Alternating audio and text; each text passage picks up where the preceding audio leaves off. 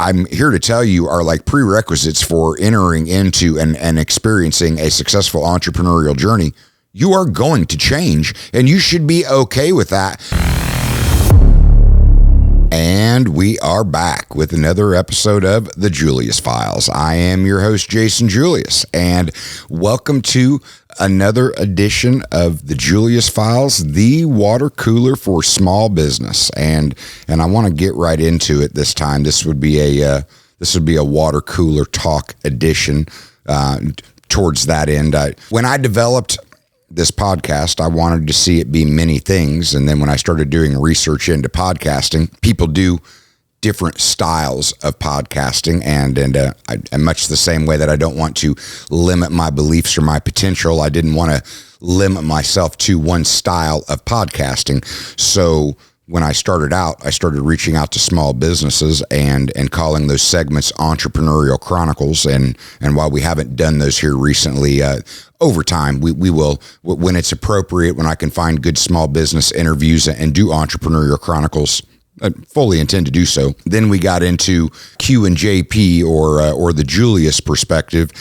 And I mean, and it was working out well, albeit it's been challenging here in the business environment to get all of my team together to do the Q and JP. And then admittedly, I got to a point where some of the questions were, let's just say, softball questions, and those weren't the types of questions that I was truly wanting to answer. So it was maybe a little bit more of a reformat of the Q and JP, but they will come. And then I wanted to, to either one, address social issues that was going on and also be able to have fun and cut up a little bit. And so we created Off the Rails where anything and everything goes, and we were pulling down topics that we might have found on the internet or headlines in newspapers. But as the team started to get involved in their own pieces where it was harder to get them together on a chosen day, then I started coming up with ideas of that I wanted to talk about as I was going through my own still continued entrepreneurial journey. And then I labeled them Water Cooler Talks. And it was the ability for me to get on here and create a podcast where I could talk about either things that I was dealing with in the moment or general topics or things that I was just inspired to talk about, where I might be able to impart some wisdom or some lessons due to realizations and the many mistakes that I have made in my own entrepreneurial journey. So labeling it, I'm like, okay, we generally got 4 ways to segment this, and I prefer and actually like the Water Cooler Talks because it allows me to expound on things that I'm dealing with. So in this Water Cooler Talk today, we are going to label this Change is Inevitable, because if there's they say that death and taxes are the 2 things that you can find certainty in. Well, change would be that 3rd thing that you can definitely find certainty in. But that's not necessarily when you automatically think about change and things changing in your life. Yeah, that's a whole rabbit hole we could actually go down, but that's not what I'm getting at. That's not what has been weighing on my mind, because as I have been, admitting I come from a blue collar background. I come from nothing. That's what I have built has been from literally, honestly, I could make an argument that it was negative. And in my entrepreneurial journey, there's a couple times where I threw myself back to zero, if not negative. And it has been going through that journey where I can look back after, being in my 18th year, that the positive that is there, looking back, trying to learn from all of it. But admittedly, it was dealing with a little bit of, imposter syndrome, partially because I could look at what I have built, and there's a certain pride to what I've built. But at the same time, I look at other people that have, because anybody that is in business after 10 years, like you are a 1%er, you have majorly beaten the odds. And I had an interaction with somebody on social media that he was like, it's real simple. If you just do this, this, and this in business, then it's simple. Quit making it so complicated. And I very quickly came back to him and told him, like, all of those principles are exactly right in business, but quit making it sound easy. You're not doing anybody any favors by making it sound easy, because I know this to be one of the hardest things that anybody will ever undertake in their life. And then the longevity of making it through 10 years, like, if you're going to look at yourself as special, you are truly a 1%er if you can start an entrepreneurial journey and still be doing it 10 years later. It's incredibly hard. But when I start looking at that imposter syndrome, then I started realizing that I'm looking at other people, and I will be the first to tell you, like, you can be successful on a measure in any industry that you go in. There are some industries that, due to the timing and the age itself, that your number or that scorecard of success, like, pointedly, I started my career in the food and beverage industry. Well, I'm here to tell you that my scorecard just on the food and beverage industry is not going to score as high as somebody that started their entrepreneurial journey in the technology sector. Because when you get into the technology sector, generally speaking, your numbers are bigger. Like, when you open up your first store, when I opened up my first Coffee Junkies, my customer base was within 1 to 2 miles. That was the start of my entrepreneurial journey.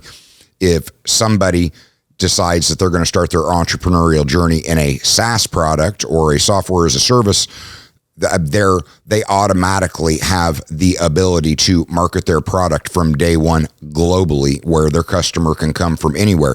So just that size and scale itself is going to determine that I can get to $1 million at the same time they can get to 10, 20, 30, 40, $50 million. And I'm not saying anything one way or the other. I'm making the point that different industries have different benchmarks when it comes to revenue.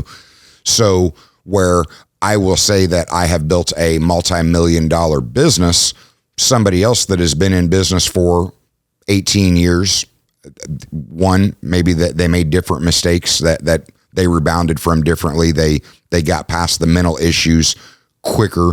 The luck plays into a little bit of it, and they could be lucky. And in that same 18 years, they can build hundreds of millions, if not $1 billion business.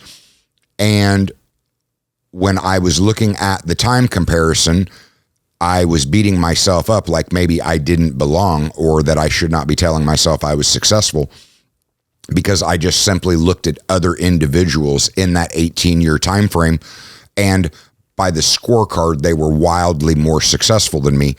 And I don't fault myself for looking at these people. They are inspirational. Their content is the content that I consume, because I'm looking for those nuggets that a lot of online personalities put out, because I'm looking to learn something every day and apply it to the next day. But when I'm circling back around to the change is inevitable, that one, I had to become comfortable with the cards that I was dealt, the business that I've developed, and what success, I have to remind myself what success looked like to me when I very first started my journey, and what it looks like now and going forward. And that is a me thing. I cannot be comparing myself to other individuals, because the reality is it is just a scorecard. I have tried to tell everybody that the returns are diminishing when you build up to $1 million. I mean, that is hugely different from $100,000. But when you go from $1 million to 10 million, the returns start to diminish. When you go from 10 million to 100 million, again, they further diminish. And I have researched, read, and observed enough people that are in that $100 million to $1 billion mark, where I can honestly tell you that there is such a small significance of a difference in the life that you live between having 100 million as opposed to $1 billion, that it truly is just a scorecard. And I keep that perspective in mind, because I'm not overly concerned about being a billionaire. That said, I know my brands, at least the Coffee Junkies and Pizza Junkies brands, have the potential to be national brands and multi-billion-dollar revenue doing brands. So I don't want to limit myself, my belief, or my potential for what these brands are capable of being. But me personally trying to achieve billionaire status. That doesn't carry really any weight for me. The brands, it does, because I want to see the brands chase their potential. Myself, I know that I see that diminishing returns in there, and I know that because other people tried to push back. When you become a billionaire, one, that is a lot to manage. You can't manage it all yourself. You have to entrust other people. That is king status, and that is there is always somebody looking to knock you off. There is always somebody looking to take what you have. And there is a whole different world of pressure when you start building up into those kind of numbers. And I sat here and told myself when I started my entrepreneurial journey that I was looking to make sacrifices and live like most wouldn't, so that later in life I could live like most couldn't. And my point being, I was looking to enjoy my 50s and plus, and I know that I do not want to live with the kind of stress that I have lived with the last 20 years for the next 20 or 30 years. I want to be able to enjoy the fruits of the labor. And if that means I never see billionaire status, does not bother me at all. Not in the slightest, especially if I'm able to enjoy the fruits of the labor and not have to carry the stress that you are going to carry in your initial years in entrepreneurship. But when we get to the change is inevitable, here is where I'm struggling. I have a very deep-seated, proud blue-collar background in me. Like, it is ingrained into me. I think that it is a world that there is nothing wrong with going to work and doing manual labor to provide for your family. Most blue-collar people that I know are good, honest, hardworking blue-collar people, and I love them like so much. I resonate with them.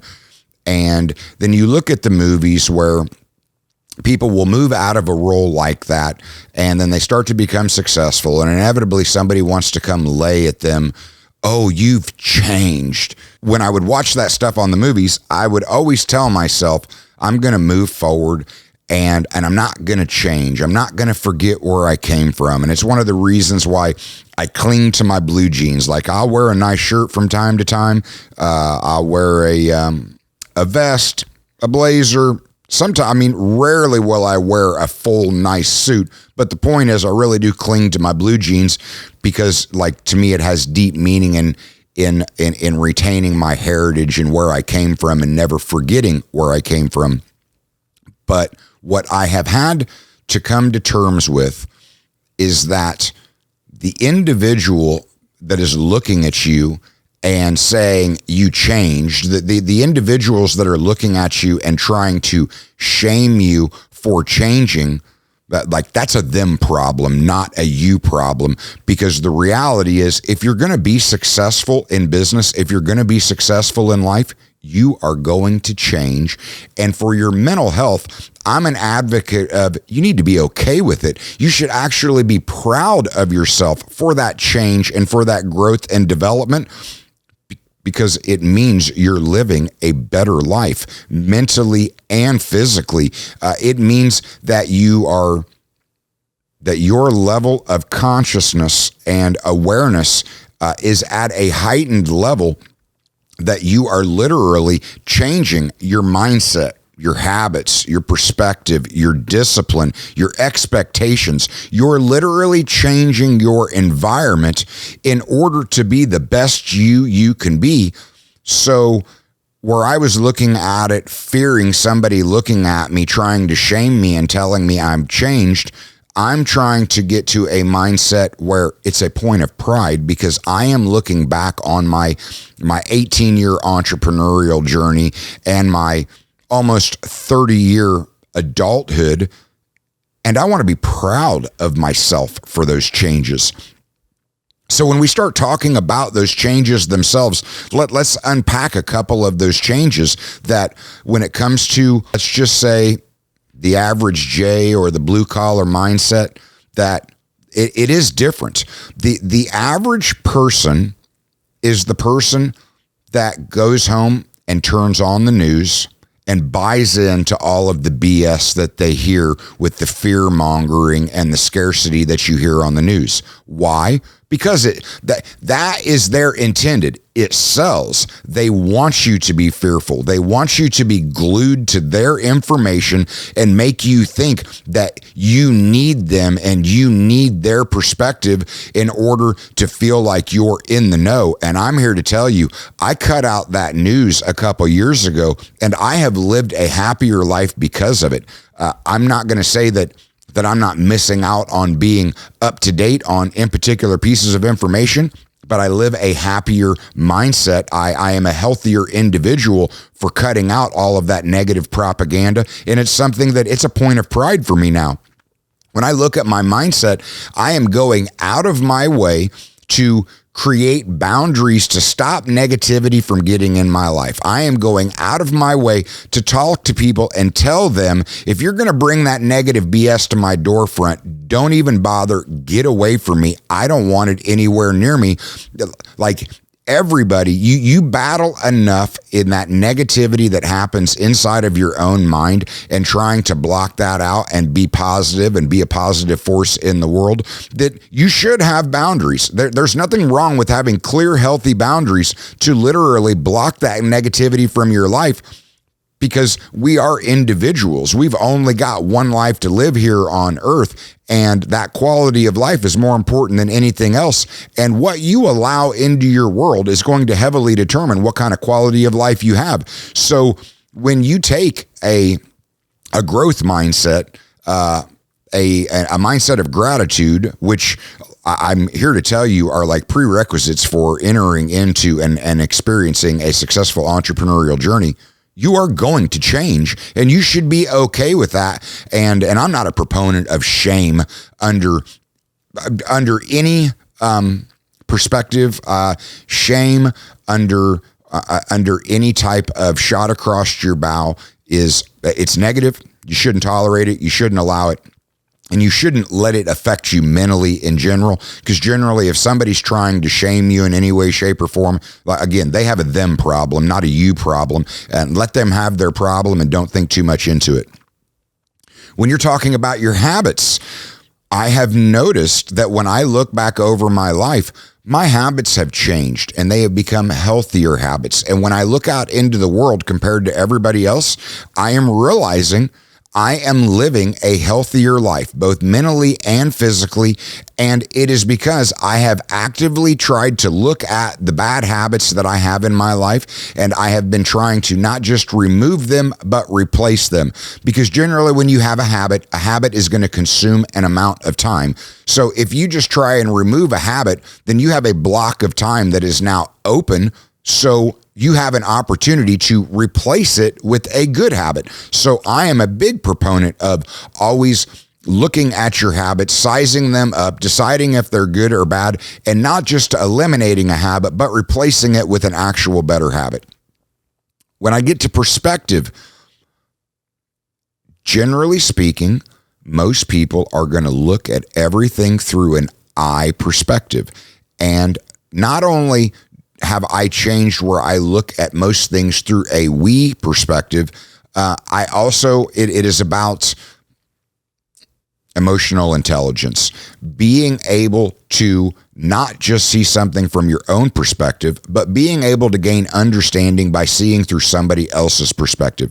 And most average people walk through their days so close-minded, only thinking about themselves, that they don't want to try and understand from somebody else's perspective. And that does not equal growth, because like I am a big believer in being challenged. Like if I have a belief or an idea, I will put it out there and I will invite my team to challenge it. And one of two things are going to happen. Either one, they're going to change my mind, or two, they're going to give me a stronger conviction on my belief. And that comes from being open to other people's perspective and being able to view through their lens and not just your own. Okay, then we get to one of my biggest, and I'm happy to see that at least the people that I follow and the content that they're putting out is actually changing towards this. And I'm talking about discipline, because like I have got a lot of respect for a couple people that are out there motivating. And there's nothing wrong with motivation. It's just that generally, if you are a motivational speaker, you're really good at hyping somebody up for an hour. And when they leave that speaking, that hype lasts for a day, a week, a month. No more. Like you will not get a year's motivation out of somebody giving you a 1 hour motivational speech. It just will not happen. But the people that talk to you about the importance of discipline, that can be life-changing, because discipline is about changing your mindset, your habits, your perspective, your expectations. Discipline is about changing your environment permanently, and discipline has more to do with success and entrepreneurship than motivation. By a million miles, discipline is the number one key to success in life and in entrepreneurship when it comes to being successful, because the reality is, in life and business, consistency is what wins the actual game, and you only develop consistency through discipline, not through motivation. Motivation will make you go the extra mile in the moment, but getting up every day and going the mile, day in, day out, week in, week out, year in, year out, that's got nothing to do with motivation and everything to do with discipline. If you are going to be successful in life and in entrepreneurship, you are going to have to develop an extreme amount of personal discipline. And I have way more respect for the entrepreneurs that are out there telling you that discipline is the number one thing to focus on, as opposed to motivation, because you can find motivation internally and externally. Discipline will kick motivation's ass every time. Okay, so what else changes? Expectations change. I am not saying that you cannot be successful in business through idealistic expectations. It's out there. You can be successful. You can be accomplished. I am just a realist at heart. And realistically, you have to have realistic expectations. That's why I struggle with the word goals, because generally when you set a goal, either it is an outlandish goal that you're not capable of achieving, or it is a goal so small you can easily breeze right through it. And there is something to be said for setting small goals and accomplishing small wins, because that does help motivate you. One small win builds on another, but it's more about the discipline of always creating goals and going after them. And I just prefer look at it as targets as you are moving towards, because we get into environment, and the environment in the world that, as you have seen, can change so drastically in 6 weeks or 6 months that your expectations have to be able to actually change with them. What we went through in 2020 was a tide going out, and I mean, tides go in and out, but to watch a tide go out in 6 weeks and literally turn this world up on its head, that's just not something that it's not something that you're ever going to prepare for. But if you've got the right mindset, the right habits, the right perspective, and the right discipline, when the environment changes and the expectations change, you're going to be fluid. You're going to be okay. You're going to be malleable with changing with the times, because you at least have developed realistic expectations. And when your goals change and the plan has to change, you're okay with it. It's just it's going through the motions and realizing in life and in entrepreneurship, nothing is straight lined. It is peaks and valleys. So it does not matter what the in particular environmental challenge is in front of you. You're going to deal with it. That life is about challenges and overcoming challenges. And you're, like I said, that when we talk about the mindset, your internal environment is going to change as you are creating better habits, as you are finding better perspective, but the external environment is something that you don't have any control over. And the better your mindset, the better your habits, the better your discipline, the better you're going to be at navigating that field and that environment that you don't have any control over. You just have to get up every day and put one foot in front of the other. So what I'm getting at is that I've dealt with that fear of somebody looking at me and trying to tell me that I've changed, that I'm not the same person that I was. And I'm here to say, you are right. I am not the same person that I was. The closed-minded individual that is the same person they were at 20, as opposed to 30, as opposed to 40, as opposed to 50, you are robbing yourself from growth. You are robbing yourself from beautiful realizations that allow you to have a much higher vibration and a better perspective on the world and life and on your surroundings in general. Change is okay. Change is inevitable. And when somebody looks at you and accuses you of changing, be proud of it, because change is inevitable. I, at 47, am not the same person that I was at 37 or 27 or 17. I have changed drastically. Now, again, as a reminder, I still wear my Levi 550s. I love my blue jeans. They're comfortable in general. But admittedly, I am not the same blue collar guy that I was 20 or 30 years ago. There is still nothing wrong with manual labor and getting your hands dirty and the work that goes into it. When I get pissed, I will revert back to manual labor because I'm able to block everything out and I just get involved in the task at hand and exertion of the energy and working your muscles. It feels good. It's therapeutic in certain respects for me. But I am not the same blue collar guy that I was 20 years ago. My mindset has changed. My habits have changed. My perspective has changed. My disciplines have changed. My outlook on life has changed. And I'm okay with it because it really, when you talk about your goals and your targets, a blue collar mentality, it's not going to lead you to multimillionaire status. And the one guy that goes, hey, I got there and I didn't change at all. Well, one, more likely is I'll call BS. But if I actually got into it and found out that you weren't lying to yourself or anybody else, I'm going to call you the anomaly. And I am a big believer in, you look at odds, and I make by and large statements, and to be successful in life and entrepreneurship, you just have to be right more than you're wrong. So when I tell you that a blue collar mentality and a blue collar mindset is not going to lead you to multimillionaire status, I know I am going to be right 999 out of 1,000 times. And to be successful in business and life, you just have to be right more than you're wrong. Don't fear change.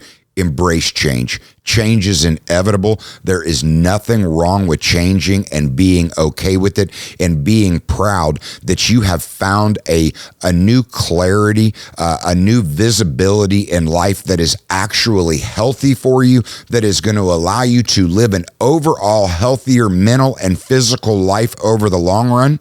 That means you're learning, you're growing, and that is nothing to let anybody shame you about. These are principles that should be points of pride for you. Okay, that is where I'm going to wrap this up. I do want to say that if you have found something valuable in the show itself, please share the show. If you know somebody that needs to actually hear what I'm saying, please share the show. That is my entrepreneurial journey and what I'm doing to develop my personal brand and to develop the multiple brands and businesses that I'm running. That doesn't have anything to do with the podcast. They are on their own way. The podcast is very much a I want to see small businesses get out of their own way and employ the lessons and the wisdom that's what I'm trying to offer in this podcast, because I want to see small businesses be just as successful as big businesses, because while small business might have not have billions of dollars to work with, they have other tools that they can work with. And again, it's not about growing to $1 billion. It's about building a business based on systems and processes and procedures that can be duplicated for a consistent result to produce the desired numbers that your business is capable of doing, to live a happy, healthy, and successful life. And I just want to see anybody that gets into entrepreneurship, I want to see you I want to see you beat those statistical odds, because the odds are stacked against all of us. And it's simply because people are not doing the right things to pad the results of getting to a successful outcome. And in entrepreneurship, it's not just about doing one thing, it's about doing all of the things. And if I've put some wisdom out there, I would appreciate you sharing it to as many people as you might think need to hear it. All right, until next time, you guys have a good night.